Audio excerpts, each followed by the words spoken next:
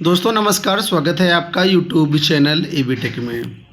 आज है 10 जुलाई 2024 और जान लेते हैं आज की महत्वपूर्ण खबरें जो आज के प्रमुख समाचार पत्रों पर छाई हुई हैं और आप लोगों के लिए बहुत ही इम्पोर्टेंट हैं। सबसे प्रमुख अपडेट आज के समाचार पत्रों में लोक सेवा आयोग से आपके सामने है। असिस्टेंट प्रोफेसर के 536 पदों पर की जाएगी भर्ती। उच्च शिक्षा निदेशालय ने उत्तर प्रदेश लोक सेवा आयोग को भेजा अध्याचन। अब इस खबर को डिटेल से जान लेते हैं। लिखा हुआ है कि उत्तर प्रदेश लोक सेवा आयोग राजकीय महाविद्यालयों में असिस्टेंट प्रोफेसर के 536 पदों पर भर्ती करेगा। उच्च शिक्षा निदेशालय ने भर्ती के लिए आयोग को रिक्त पदों का अध्याचन भेज दिया है।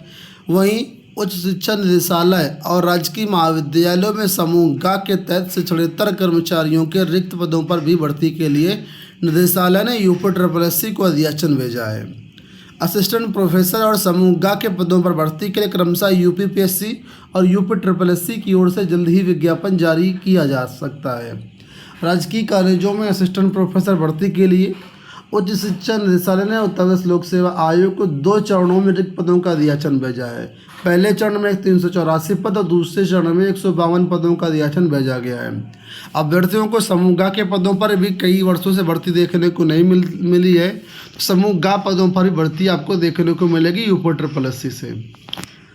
उच्च शिक्षा निदेशालय में समूह ग के 23 पदों पर भर्ती के लिए अधीनस्थ सेवा चयन आयोग को अध्याचन भेजा गया है।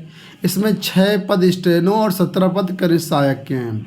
वही राजकीय महाविद्यालयों में समूह ग के तहत कनिष्ठ सहायक के 52 पद हैं जिनके लिए अध्याचन भेजा गया है। इसमें आरक्षित पद के 22, ओबीसी के 12, एससी के 10, एसटी के 4 और ईडब्ल्यूएस के 4 पद शामिल हैं।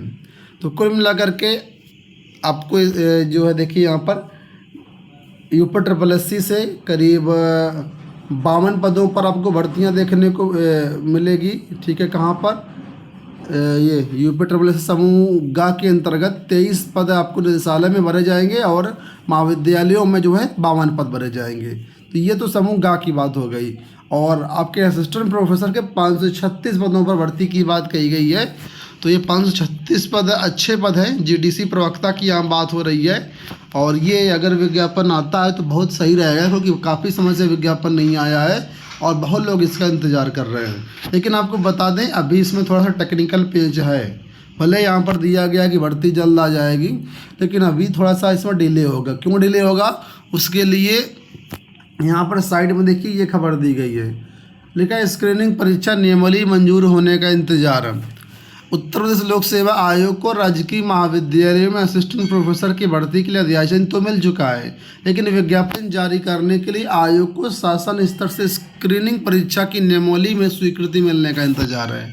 असिस्टेंट प्रोफेसर के पदों पर सीधी भर्ती होती है।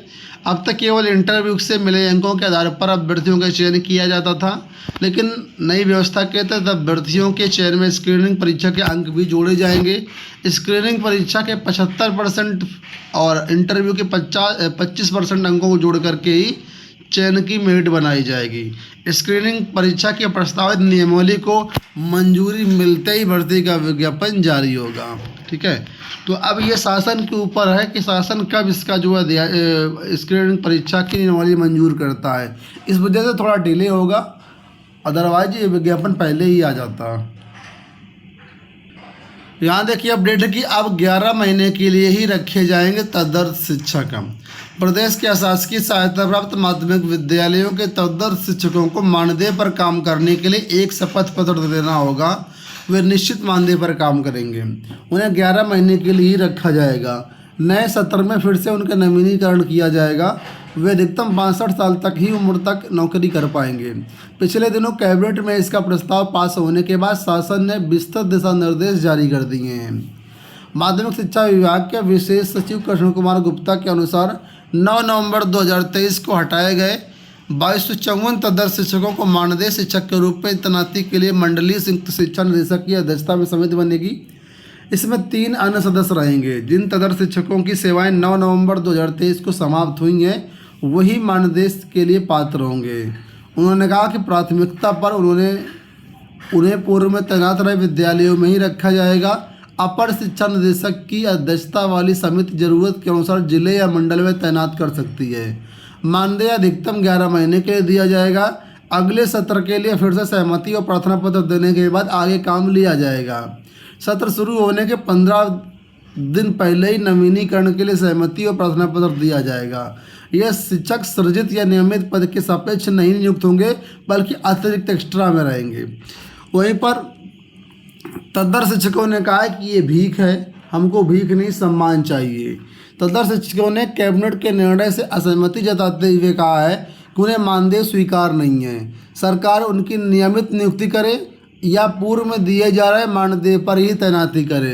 इनका कहना है कि जितना हमें पहले वेतन मिलता था 80,000 या 1 लाख, जितना भी जिसका वेतन था उसको उतना वेतन मिलना चाहिए। 25-30 हज़ार में कह रहे हैं कि हम काम नहीं करेंगे, ये भीख है।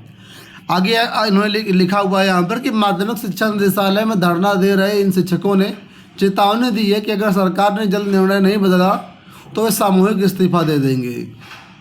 तदर्थ माध्यमिक शिक्षक संघर्ष समिति के संयोजक राजबड़ी सिंह ने कहा है कि सरकार के निर्णय से सभी शिक्षक अपमानित महसूस कर रहे हैं। जिस विद्यालय में 25 से 30 वर्षों तक पूरे वेतन के साथ सेवा किया हो, उसमें चपरासी से कम वेतन में काम नहीं कर सकते हैं।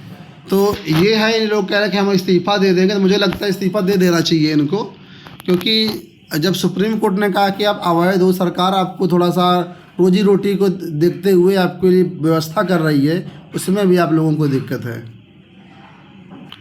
मिशन रोजगार के तहत UPSSC द्वारा चयनित 7,720 लेखपालों का नियुक्ति पत्र वितरण कार्यक्रम में आपके सामने है।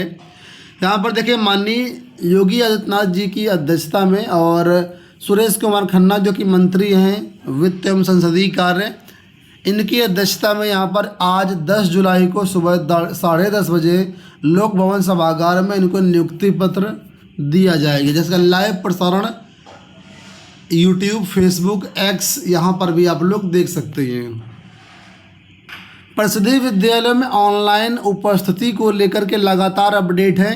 पहले दिन मात्र 6 लाख में 16,000 ने ऑनलाइन उपस्थिति लगाई थी, और दूसरे दिन देखिए लेकिन शिक्षकों ने दूसरे दिन भी नहीं लगाई ऑनलाइन हाजिरी।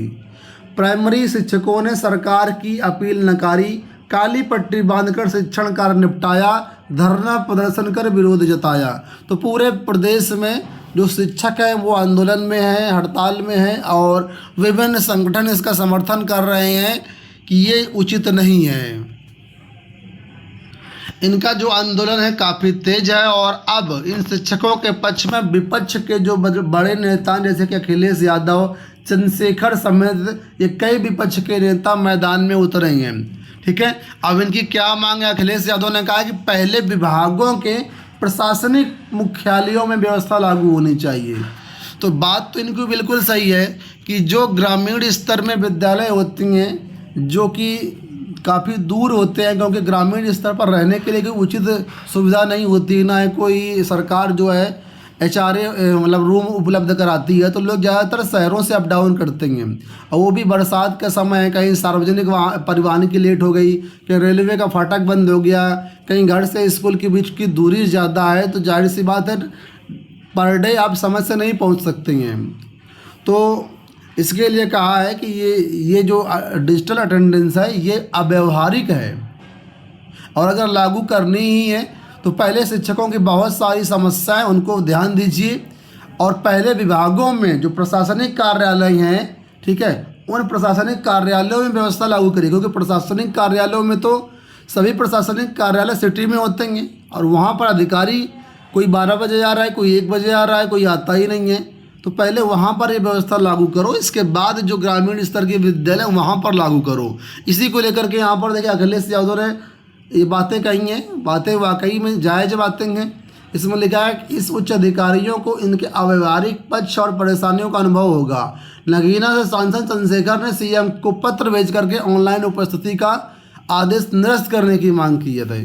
सपा सांसद Anand Bhadauria, MLC Ashutosh Sinha, Bhajpa MLC doctor Devendra Pratap Singh, doctor Babulal Tiwari, Awadhesh Kumar Singh ने भी इस मामले में CM को पत्र लिखा है। तो कुल मिलाकर के विपक्ष भी इस मैदान में उतर चुका है कि ये अव्यवहारिक है। यहाँ देखिए, नीट PG 2024 की प्रवेश प्रक्रिया को शासन की मंजूरी। राज्य सरकार ने शैक्षणिक सत्र 2024-25 के लिए नीट यूजी कक्षाओं में स्टेट कोटे की सीटों पर प्रवेश की प्रक्रिया निर्धारित कर दी है। महानिदेशक चिकित्सा शिक्षा की अध्यक्षता में नीट पीजी 2024 काउंसलिंग बोर्ड का गठन किया गया और एनआईसी लखनऊ को तकनीकी संस्था के रूप में नामित किया गया है।